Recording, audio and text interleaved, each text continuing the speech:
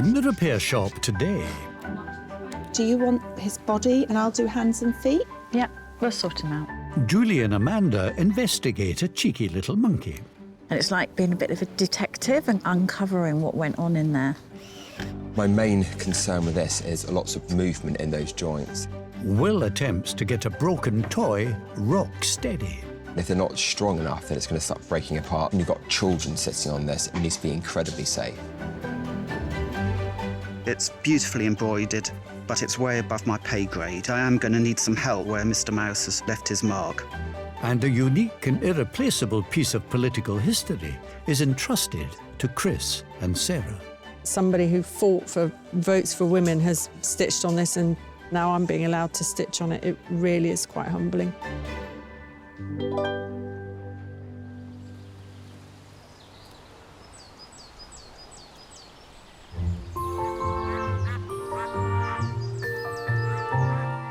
First, a symbol of perfect harmony, brought in by John Barnes from Hertfordshire and his daughter Hazel, which needs the care of Pete Woods, the Barnes instrument expert.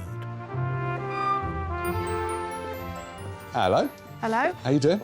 Good, thank you. Fine, thanks. You all right? Yeah, fine. What have we got in that box? Because it looks like it's been held together by that bungee. Yes, it is. This is my mum's cornet. Mum began playing when she was 6 years old. Every Christmas they'd go out carolling with the band. OK. She met Dad in the band, who joined when he was 8. Right. And her parents bought her this when she was 10. What's your mum's name? Kath. And you said she started playing when she was 6. Yeah. And where would the band play? Where Cleethorpes. Was she the youngest member then? Because that is really Quite a long young. way. I was probably the next youngest. That's I wasn't impressive, good isn't enough it? till I was 8. What was it that you really enjoyed about being in the bands then? The camaraderie. It was a passion that we grew to love. Yeah. Because Mum and Dad loved it. So when did you guys start courting then? When she was 16 and married at 20. And we married 58 years. Best thing I ever did was find her. Couldn't have found a better wife. Do you mind me asking what happened to Kath? 2019, she was diagnosed with cancer. But then she had a stroke. Mum passed away, sadly, June last year. OK, sorry to hear that. We miss her. We miss her passion, you know. She got me into brass banding. I play in a funk band, A funk mainly band? trumpet. I'd love to play this. It's the instrument Mum played, so there's a lot of history with the cornet. And none of that will just remind me of everything we did for 40-odd years. Yeah. There's a few problems with it. The water kid, this is bent and very rigid slides, so it needs some work. I'd love to take it to concerts in the case that Mum would have carried. Yeah. This is just as important as the instrument. Yeah. She's in quite a state. I can see why this is quite important to you guys Yes, then. yes, very important. And that's why Hazel would like to play it when she can. Would you play it here for us? I can play it here for you if you'd like, yes. Really? Got to get that tone back. Thank you both for bringing it in. No. It's been a pleasure. Thank you. Bye. Bye. Bye. Bye. Thank you.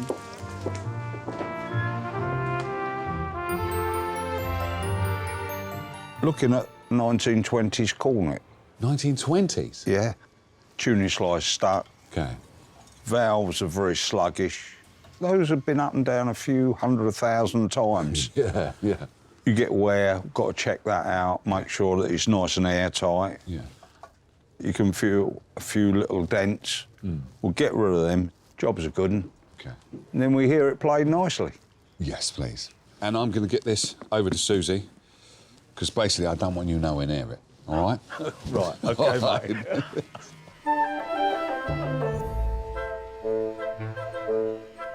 Best thing we can do now is just give it a quick test play, just to see whether it works at all.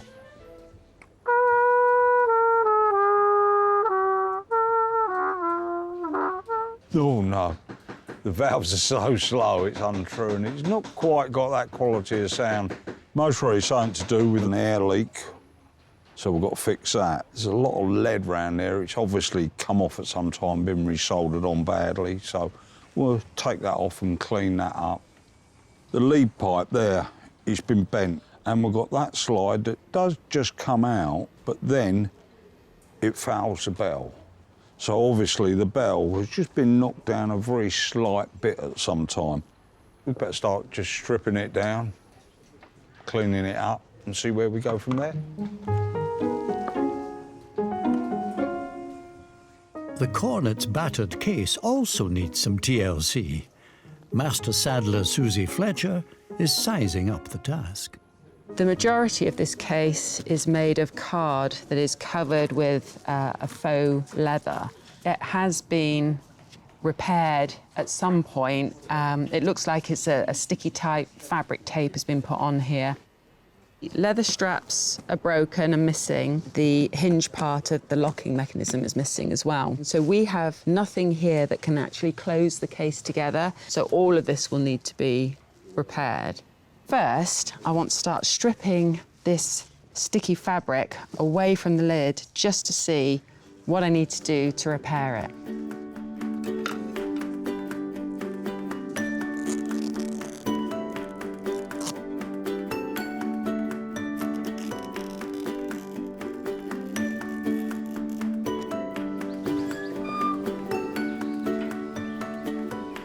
The next arrivals are Cherie and Paul Walker from Windsor. Hello, how we doing? Come on in. They're looking to Will Kirk's woodwork skills to save a racy toy that's hit the skids. Hi there. Hello. How you doing? Good, thanks. Now this, I've never seen a wooden motorbike before, have you?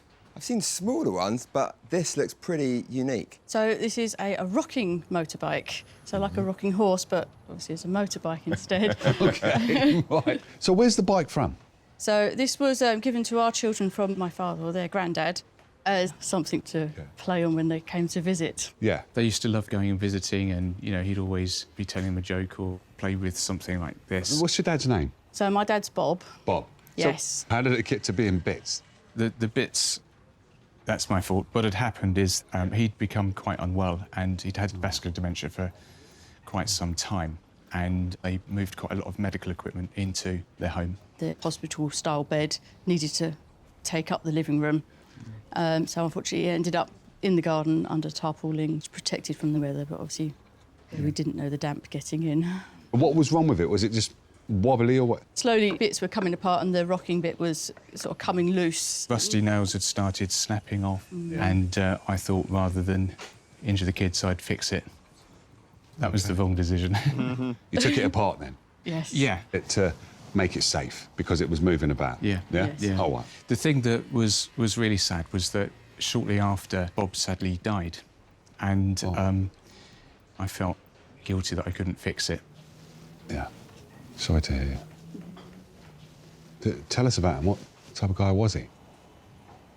He was a passionate motorbike lover since he was a young man. And throughout my whole childhood, there was always a motorbike, from repairing motorbikes to even racing them. Some people that he met led him to join the team racing in the Isle of Man. Is that the TT? That is really dangerous. Seeing them zipping around residential roads. Fearless, I think. Fearless. I couldn't do that. In my teens, he started getting into sprinting, What is a that? three-wheeled racing motorbike. There was a sidecar that went with that one. Yeah. Such a bike needs to have a passenger That's right. that hangs over the back wheel, but not somebody too heavy. Like a 16-year-old is just perfect. So, No. so I ended up being, Really? I ended up being the passenger on a few sprints that we did. Okay. And yes, he always wanted me to ride a motorbike, and if he could pass on the that passion onto his grandchildren. Yeah, I think he was really proud, wasn't he, that Alice, our youngest, Yeah. had said that she wanted a bike when she gets bigger. So Really? that for him was an achievement. That's good. So it has passed down somewhere in a generation. Yeah. Yes, Good. I think so. I know that he would have been wanting to be a lot more active with the children, Yeah. but he was sort of getting too frail by the time they came along, that he wasn't really able to. So watching them play was really nice for him. Yeah. The memory of Bob and his biking, Yeah. it's just lovely to be able to talk about those things and to not sort of hide away from grieving and missing people, Yeah. but to celebrate that life. Yeah. Thank you for bringing it in. It's been a pleasure to have our first rocking motorbike in It's the park. first. Yeah? It's the first. I like it.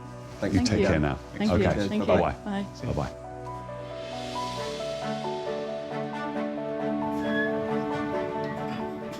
It's cool, isn't it?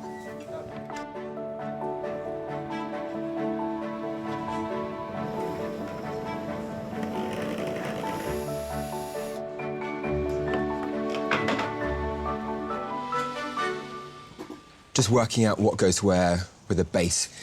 It's been taken apart, which is probably a good thing because I can't believe it was being held together by these really thin nails and some glue. My main concern with this is getting the base back in good order. The fact that it rocks back and forth, there's lots of pressure and movement in those joints, and if they're not strong enough, then it's going to start breaking apart and become very wobbly. When you've got children sitting on this, it needs to be incredibly safe. The bike itself is in pretty good structural condition. The varnish on the surface, though, has started to peel off. There's lots of dull patches, and I think that's the paint underneath the varnish. So that needs to be removed, cleaned up and revarnished. The handlebar is incredibly loose. That needs to be permanently fitted in place. The base, all of the paint needs to be taken off, all the old nails need to be taken out, and that needs to be glued and screwed back again. In order to do that, I'm going to sand it all back.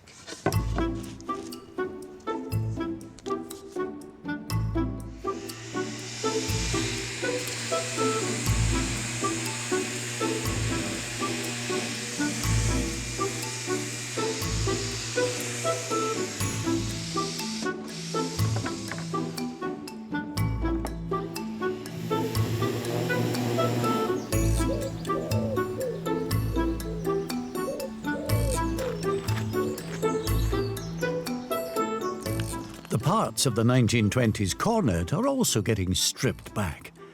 A dip in Pete's acid bath, loosening years of grime.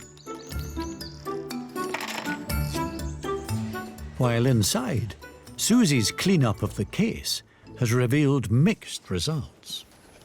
So once I got the lid cleaned of all of that sticky fabric tape, I was really pleasantly surprised at how good condition the top actually was, but the front panel where this bend is, it had completely tore across there. As I removed the tape, it removed the front panel. This is not quite as strong as it was when it was originally made, and whilst I tried to keep as much of the original as possible, it's going to take a lot of wear, and I really want to make sure that this is able to be used for a really long time. So I did make the decision to make a new front panel. I've gone ahead and got my card ready, and now I just need to cover it with a similar material that was used on the original case.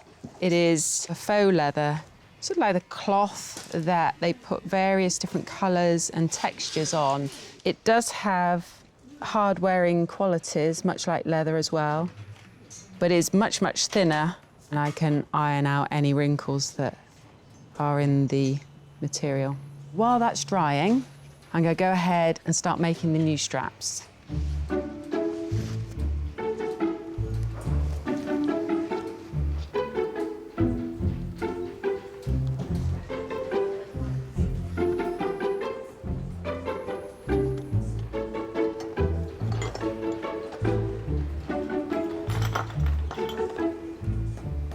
Yes, it's cleaned it up nice inside. What I want to do is to get the two slight bends out. The mouth pipe and the body are at a slight angle. Happens all the time. When somebody's playing it, it's just not right on your lips, so we need to get that straight to make it comfortable. We put a large metal rod in there as far as possible. Now I'm just going to lean on it and hope. Quite like doing this. You just get a piece of metal, bend it in the right direction, and suddenly it works. That's nice and straight. Should play quite nice.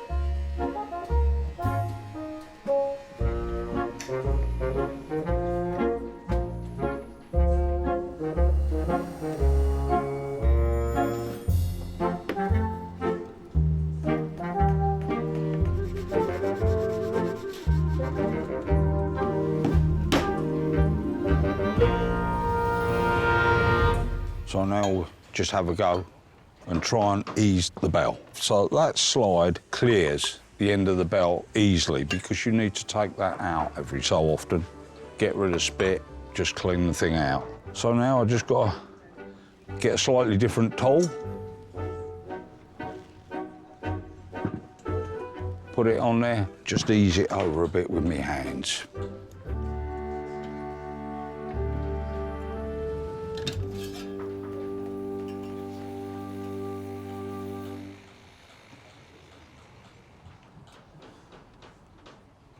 That's it. It works. Job done.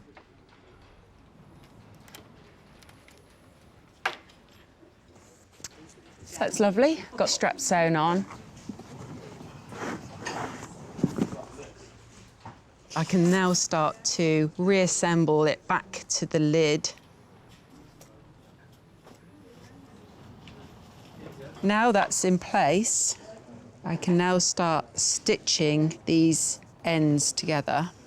It's really important to give it as much of its strength back as possible. To have an instrument stay in a family, I think is really lovely. It would be really nice if it could be passed down through all the next generations.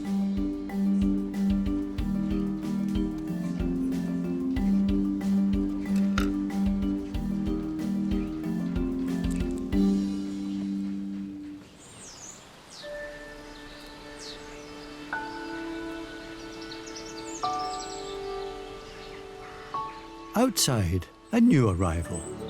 Keith Jones from Cheshire. Soft toy specialists Julie and Amanda are the perfect team to save a little fellow who means the world to Keith. Hello. Hello. Oh, welcome. Hi, Julie. Hi, Amanda. Who've you bought for us today? Now, this is Monkey.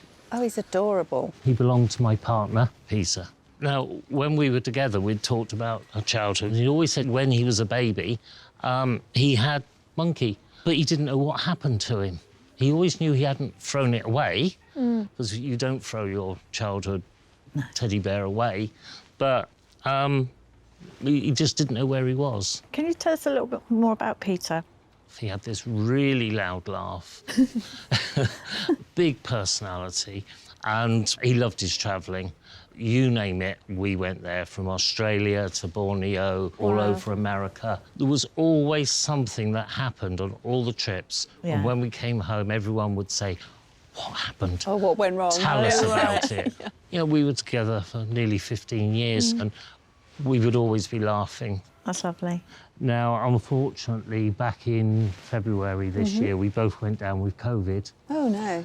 We went into hospital on the same day, different parts of the hospital, and we were able to talk on the phone. Just over a week later, I was sent home. Peter said he was going to come home the next day. Okay. So I was getting ready for him. It never happened. So he never came out. After 19 days, and we had to turn the life support off. Oh, I'm sorry. Which was So absolutely sorry. awful. How long ago was it that you lost 8 Peter? months ago now. In some ways, it seems like yesterday. Yeah, it's not very long. I still hear the back door go, and you think, oh, it's Peter. How long after you lost Peter was it before you found Monkey? Oh, maybe 3 weeks. Okay. I was going through things and found a small box, and it had these little soldiers and toy cars in, and there was Monkey. I found Monkey. He was in there all that time going, I'm here. Yes, so it was a big relief when I found him. But also sad that Peter never found him again. I'm sure when Peter last saw him, he wasn't like this. He's deteriorated over the years. And I was wondering if you might be able to do something to his paws and his hands that are in a poor shape. Also, his face here is a bit weary, and he's very dirty. He's had a lot of years of dust. And love. And love, yes, he was well loved. Yeah, he's definitely been played with, hasn't he? Yes, yes. Yeah. And I do talk to him every night, which may seem a bit daft, but it's still a link to being with Peter. Life is just nothing like it was beforehand. Yeah. I just sit there now and think of what was. And is he a comfort to you? Yes, yeah, very much so. Yeah, I wouldn't ever let him go. Are you going to be all right leaving him with us here today? Yes, because I trust you. Keith, thank you so much for bringing Monkey to us. We'll try not to keep him any longer than we need to. You behave, mate, OK? I don't think he will for 1 minute. There you go. That was Okay. their journey. Bye-bye. Nice to meet Take you. care. Bye-bye. Thank you. Bye.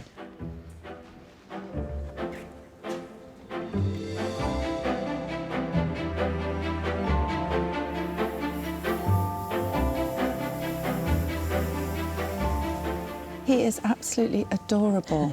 So I think definitely feet. Let's replace Okay. them. And his hands, they're in quite a bad state of repair.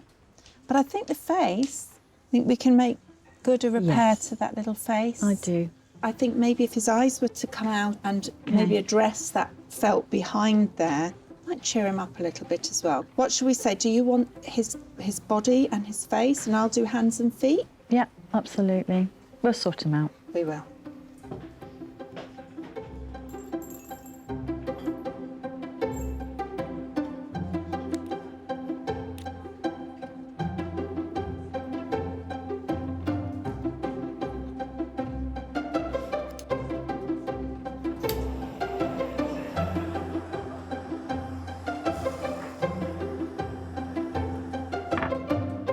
Will is working out the best way to make the rocking motorbike sturdy and safe for young riders. I've sanded all the flaky paint off the base, and rather than nailing it back together, which is how it was put together in the beginning, I'm going to glue and screw it. That'll make sure that nothing moves.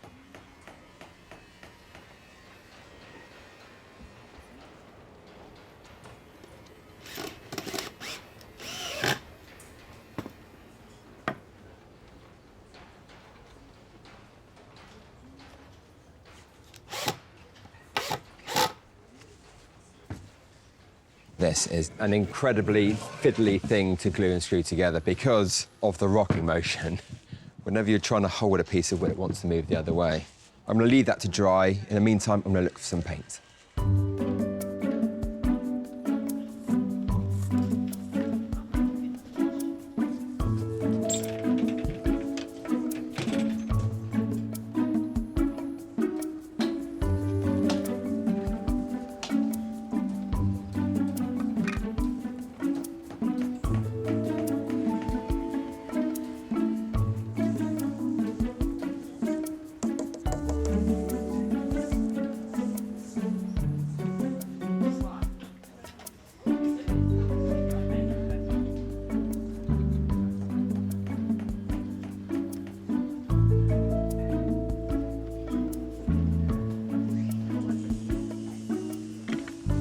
Well, there we are, nice and shiny. I'm going to put that to one side. I can make a start on the bike.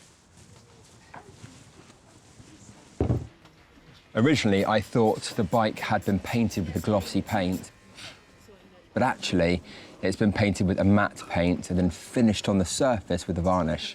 The varnish hasn't actually stuck onto the wood or onto the paint, which is why it looks really flaky and damaged. I'm going to scrape back all the flaky varnish now and paint over it and replace it with fresh varnish.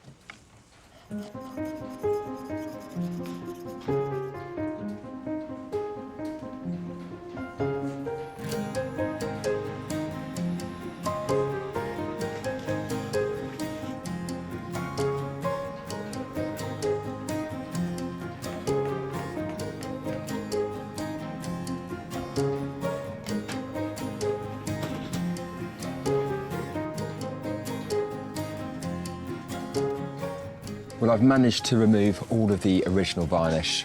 The bike isn't actually in a sort of off-the-shelf red colour. I've had to mix up different reds, add a bit of white, add a touch of blue. But the areas I can see that are starting to dry over, it's really tying in well with the rest of the bike. And once I've done that, I can give it a new lick of polish to seal in the lovely paintwork and really bring it back to life.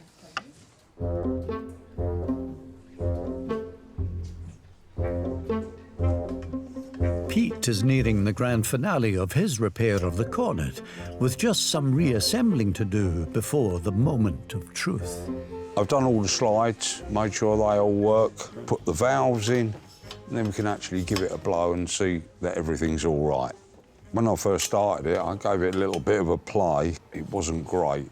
But now we're at the stage, just let's see if we can get some reasonable notes out of it. Oh,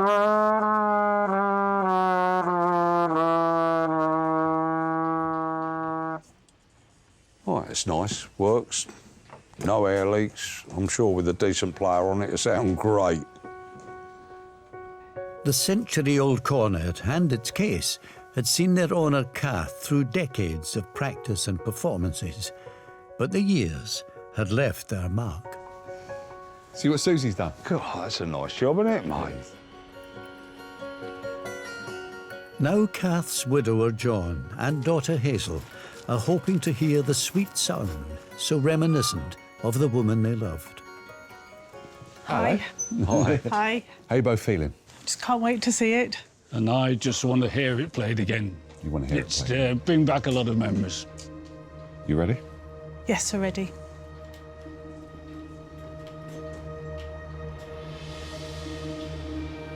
Oh my God. Oh God. I've never seen it shining like that. That's beautiful. Absolutely fantastic. Beautiful. Look at the case.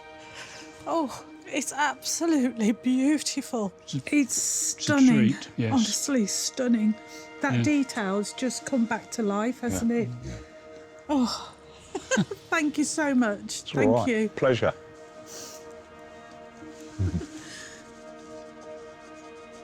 Better than they ever were. Thanks, Pete. It's a You like treat. to do a proper job? So there's only one more proper job I want to hear now. Yeah. Someone's got to play that. I'll give it a go. Yes, please.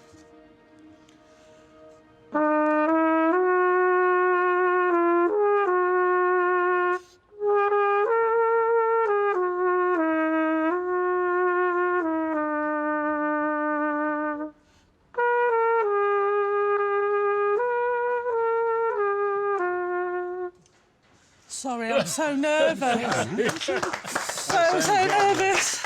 Yeah. Oh, it's beautiful. Playing it, I could picture my mum in the band. She was playing the cornet for well over 40 years, and it's just brought all those memories back. You was nearly as good as your mum. Bless him. Well, it's yours now to take home. Thank you. You guys take care now. Thank you. All right. Thanks a lot. Bye-bye. To actually to pick it up and play it was definitely a connection back with Mum. Whenever it's played, that's going to bring back a lot of memories. Look forward to it being played every day if possible.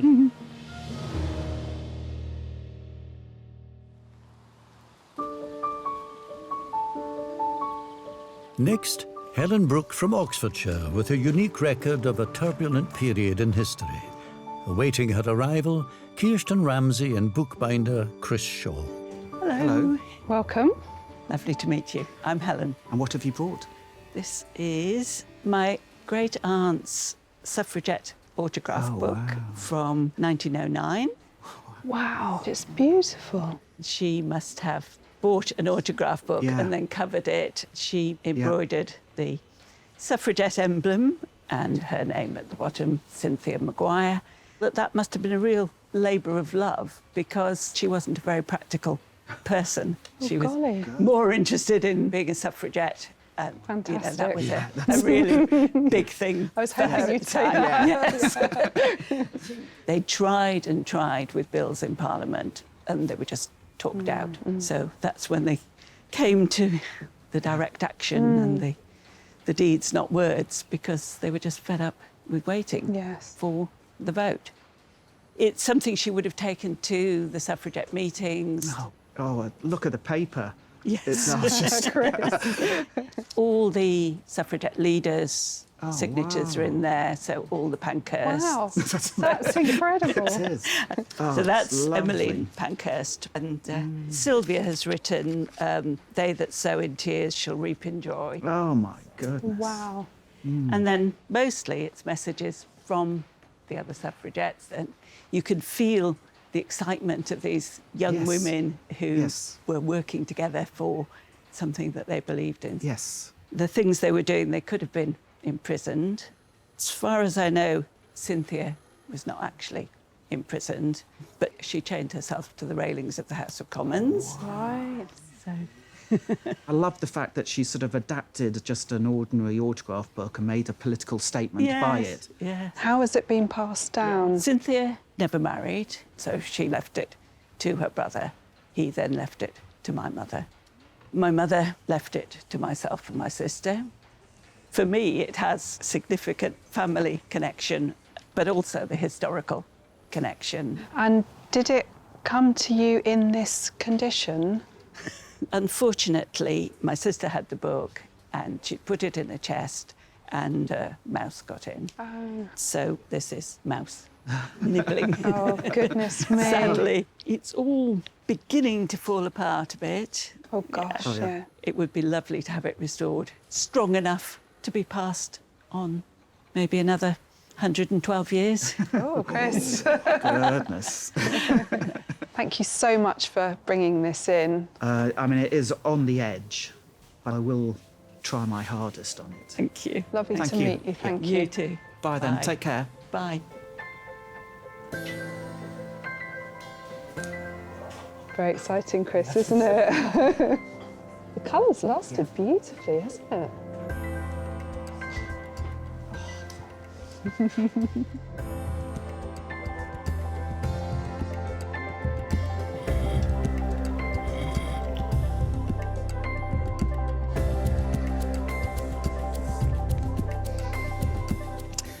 I still can't quite believe what Eleanor's brought in. The drive and aspiration of Cynthia and her fellow suffragettes is present, and you can really feel it in the book.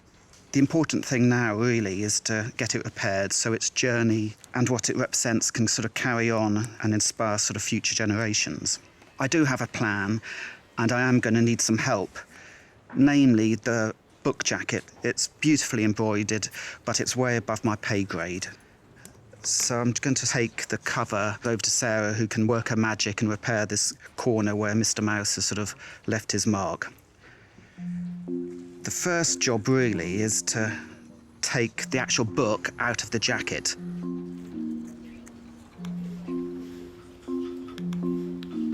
I can see it's exceptionally fragile. The spine is actually split, which doesn't surprise me. Putting it into a dust jacket like this, it puts a huge amount of pressure on the joints. The boards of the book are slipped into the jacket, and it is quite tight.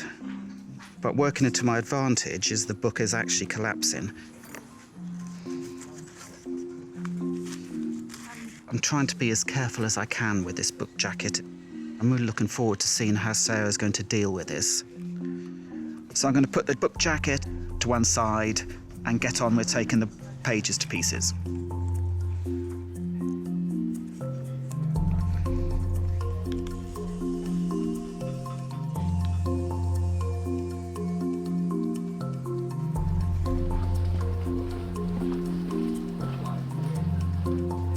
Strengthening the little monkey for his new guardian is the order of the day for the Bear Ladies. Amanda is in charge of conserving his body. I'm really keen to get in there and have a look at the inner workings, as it were. And it's like being a bit of a detective and kind of uncovering what went on in there. So I can feel now that it isn't just this back area that needs lining. The fabric is quite fragile. And maybe I'll just pop a little more stuffing in there because that will help to hold his head up. But this is good news for little monkey. Just stabilising him really so that it will last a few more years so that Keith can hold him when he feels a bit sad or a bit down. And Monkey will be there to support him like Peter would have done when he was here.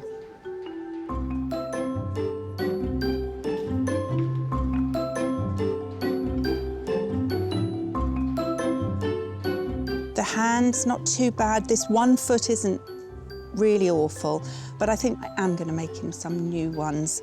I'm using felt for the little templates that I'm going to make. There needs to be a seam allowance, and also his little feet are quite sort of pudgy, so I have to make sure that I've used enough felt to incorporate that detail. His hands are in perhaps a little worse state, so I'm going to pin this in place. because I don't want to make any mistakes. This felt is as close a match as I can get, so I'm really quite pleased with it. And Amanda will be able to use this when she's repairing his little face. So I've just got to cut all these pieces out now, and once I've done that, I'll be able to start putting them together.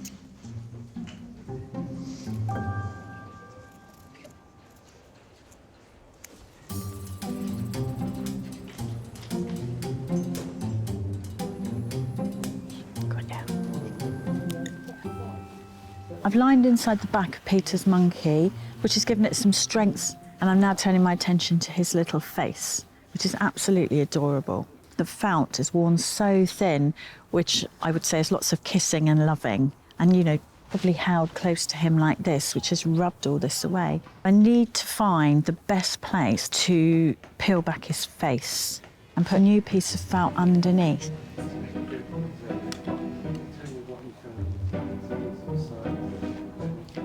The stitches are so tiny and I've got to do this so delicately. But at the moment I can see one little loose stitch here and I think that's the one I'm going to go for.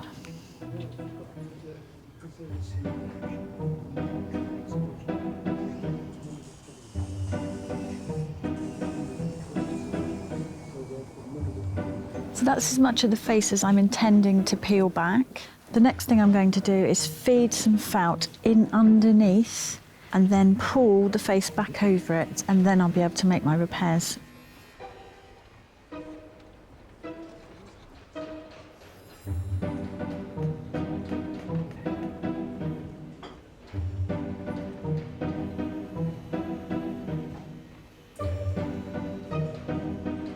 His face is now secure, and I've made myself a little patch that I'm going to put in where the hole was. That would just disguise the area a bit better so his face looks more natural. I'm just using tiny little stitches around the edge. And hopefully we'll get a nice, neat finish. This is very fiddly, sort of delicate work, so I'm just going to have to take my time and get this in nice and neatly so that his face looks perfect. Then I'll pop his eyes in, and he'll be good for a clean.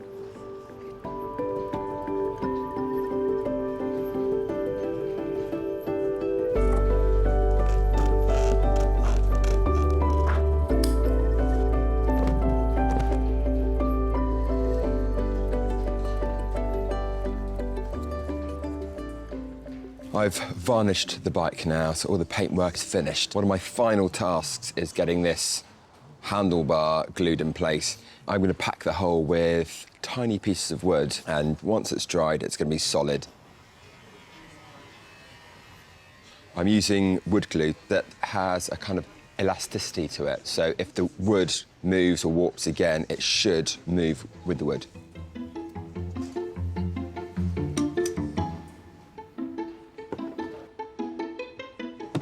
I'm using a really soft wood to pack out these gaps. The great thing with that is I can tap it in with a mallet.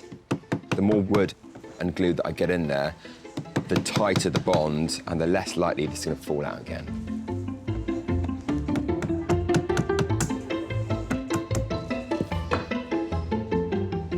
That is nice and solid. Just with those two wooden pegs on either side, it's made a huge difference. Right, I'm going to cut off the excess wood now. There we go.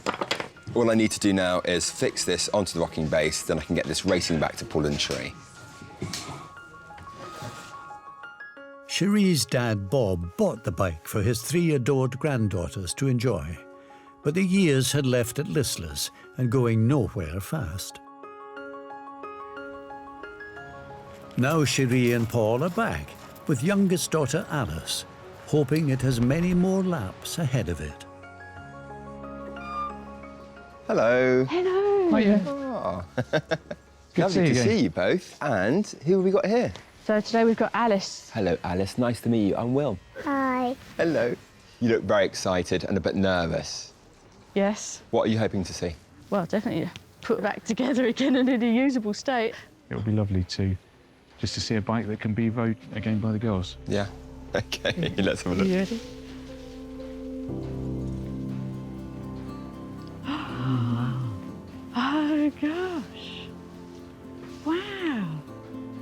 That's incredible. That looks so amazing.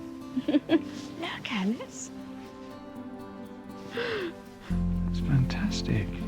Wow. Oh, that's incredible. Look how shiny it is, Alice. Yeah. Whoa. Nice and shiny. Oh, that's wonderful. Thank you so much. An absolute pleasure. Yeah. I think my dad would have been so impressed in the detail that's come out now. He was very keen to get me on a motorbike, hopefully riding one myself, but he never quite got there. So the thought of, at least his grandchildren sitting on a motorbike, he would be absolutely delighted to know that. And his enthusiasm for motorbikes is going to be passed on. Yes. It's amazing. What do you think, Alice? Good. Would one of you three like to sit onto the bike and have a rock? Yes. Ready? Look at that. Go on in. Go on in. Are you ready? Woohoo! There you go. Fantastic. How fast it goes. Show us how fast it goes. Can it go very fast? Oh, look at that. Look at that go. Oh, That's amazing. That's really It's on fast. its own too. It does look on its own, doesn't it? Look. Now that's ready to take home, but I don't think that you can rock it home, so I think Daddy's going to have to carry it. I'm going to need to carry this one back. Well, it's lovely to see you all. Thank you very much. And enjoy. We will do. Thanks a lot. Bye. Bye-bye, Thank Alice. you. Bye. Bye. Bye.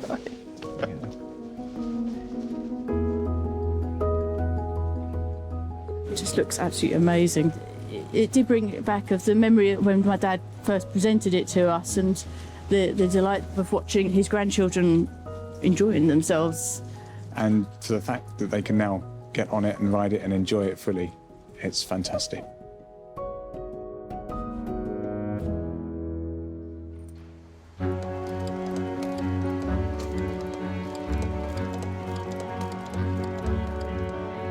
Chris has dismantled the suffragettes' autograph book and devised a plan to restore the corner ravaged by a rodent. So where the nibbles are, I've lifted back the leather, exposing the board on the book.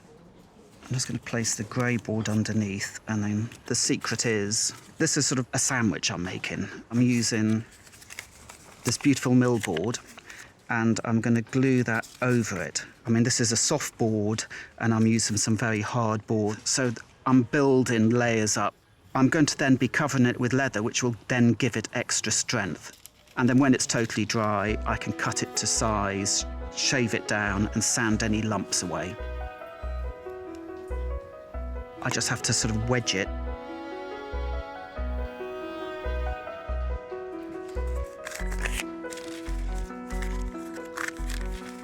And then I can press it.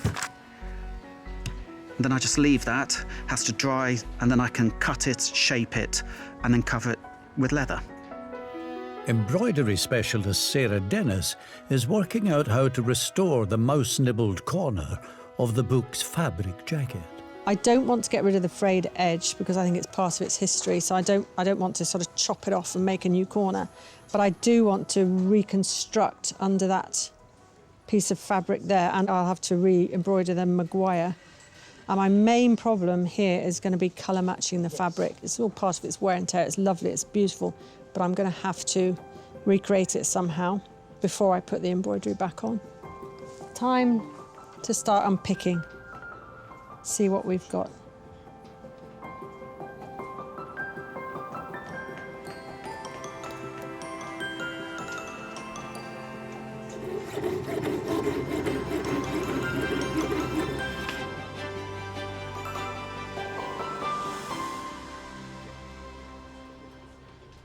So I've now shaped it into the correct shape, so it all marries up beautifully.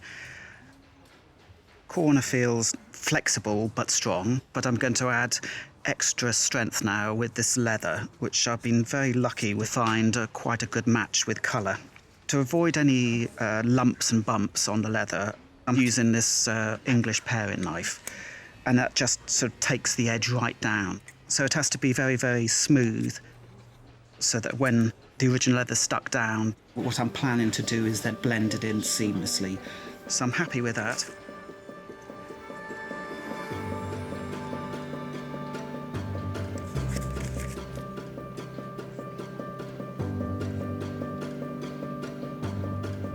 So I just need to leave that dry, and then I can get on with joining the boards together and getting the spine back on, and sort of that's when it starts coming together.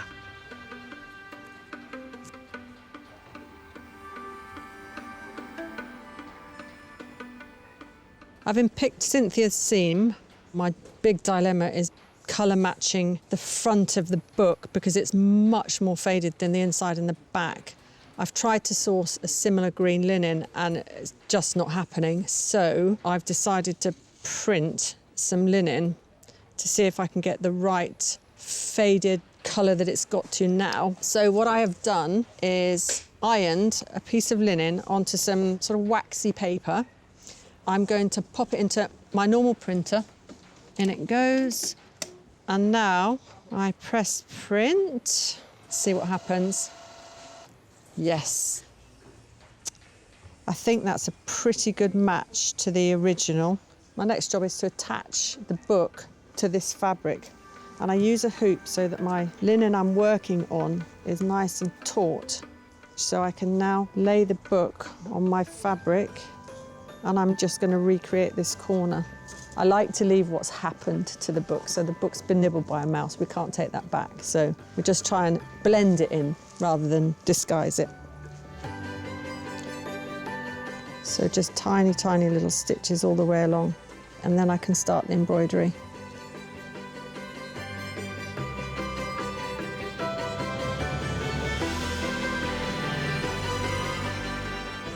So at last I'm sort of reuniting the whole of the elements back together again. And I'm going to clip the boards in place to make sure they don't move. So this is the last new piece of leather I'm adding, and then I can remount the original spine.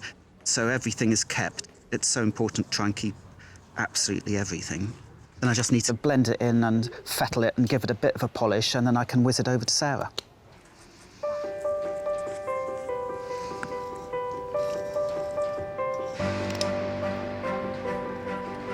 After delicate surgery and hundreds of tiny stitches, the Bear Lady's work on Monkey is almost done. It's making me smile. It's got to that point. As soon as they start coming together, it makes me want to smile. Amanda has made such a good job of Monkey's little face. I've just popped on his hands and I'm now working on his feet. I'm just putting a little bit more stuffing in to give him a little bit of squishiness of the sole of his foot. Just a few more stitches, and I really hope that the work that we've done is exactly what Keith is hoping to see in this dear little monkey. Monkey had had a rough time, showing his age, mislaid for many years, and losing his globe-trotting owner, Peter, to COVID. There he is. Oh, look at him. Come on there. That looks like his little travelling backpack as well, doesn't it? Yeah. Now Peter's partner, Keith, is back to collect the little chap he found, who is such a precious link to Peter. Hello. Oh, hello, Keith. Welcome Hello. back. How are you? OK, looking forward to seeing Monkey. Of course. So he's been missed. Yes, very much so. Has it made you think about Peter a lot? You know, it's been like losing him again in some ways, no. Oh. because Monkey's not there, and so I wasn't able to speak to him. Yeah. Well, that might sound a bit strange, No, but not at all. Not at all. it's nice to have a focal point. Yes. So would you like to see him? Yes, please. OK. Ooh. You ready? Mm. Oh.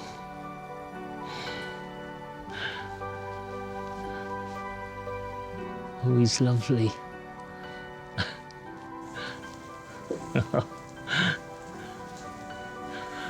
That's cute.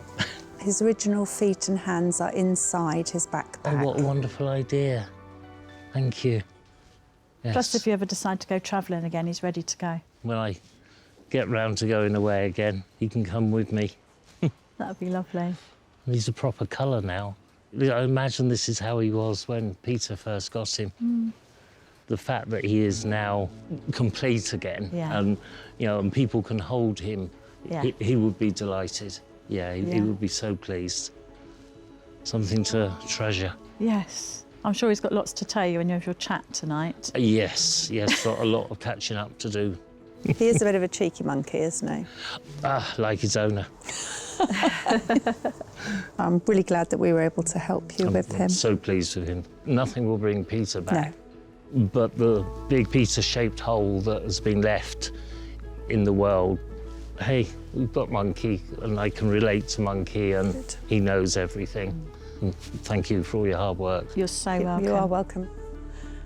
That's great. Have a safe journey home. Take care. Thank you very much. Thank you. Bye. Bye. Oh, he's pleased. He was very comforting. Monkey is now OK, and this is how Peter would have remembered him. And I can see why he was so attached to him when he was a child. I know it might seem strange, a 63-year-old man talking to a stuffed toy, but it's what he stands for and the memories that come with him as well.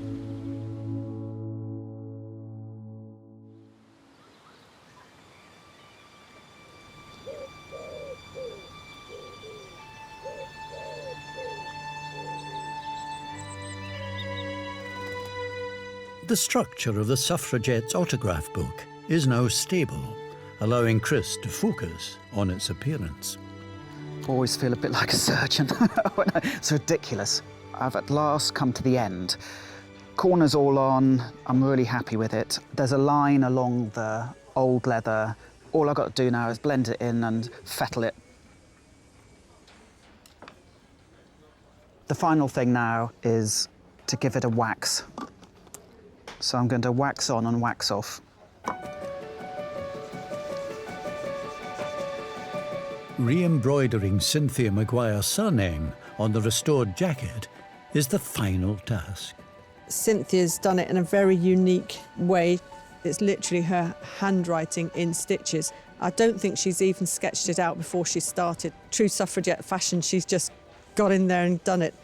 So I'm just going to keep going around the letters until I finish Maguire.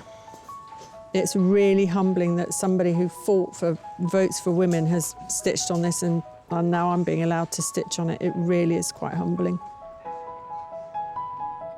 The autograph book was testament to Cynthia and the other suffragettes who fought alongside her. But time and a hungry mouse had taken a terrible toll. And the nice colour. Perfect. Absolutely perfect. Now Cynthia's great-niece, Helen, has returned with her daughter, Becky, hoping the book will be fit to inspire new generations. Hello. Hi. Hello. How you doing? Hi. Helen. Good to see you. Good. This is Becky, who is my older daughter. OK, how you doing, nice to Becky? meet you. Hello. So you've seen the book before? I have, yeah. Were you aware of the significance? Yeah, I remember when I was at primary school, actually, just learning about the suffragettes and bragging a bit to my friends, you know, oh, yeah, my great-aunt did that. So have you been thinking about it then, Helen? Oh, yes. Can't wait to see. Shall I do the honours? Oh, go for it, yeah. Do you understand? Yeah. Yes, do. Oh, wow. Incredible. That is amazing, isn't it? That is incredible. I love the fact that you can actually see Yes. where the damage yes. was, actually. I do, because that's all part of its Yeah. character and embroidery. It Yeah. looks just the same. No, it feels so strong compared to what it was. I mean, there were pages that were falling Yeah, out, yeah. so, you know, it's amazing. Sarah Dennis did all the embroidery and the fabric. Fantastic. And it has actually covered up all my work, which was excellent, But I can tell you. Feel that well, thank you so much. Having it and keeping it sort of in the family, it means that the Yes. story of our ancestors won't die out, you know? Yeah. You don't want nibbles to Yes. attack it again, so I have made you a little extra thing to keep it. Ooh. Oh, wow. Oh, In that's suffragette colours. perfect. Oh, Oh, yeah, that's beautiful. really lovely. Thank you Right. for bringing it in. Well, Thank you so Okay. much. Thank you, so Helen. much for doing it. Really nice. Thank You take care now. Nice Yeah. to meet you. Okay. Thank Bye. you. Thank you. Bye-bye. Bye-bye. I'm feeling really thrilled to have it so beautifully repaired. Quite emotional to have it back, Yeah. really. To see it restored like this and to know that it could be passed on.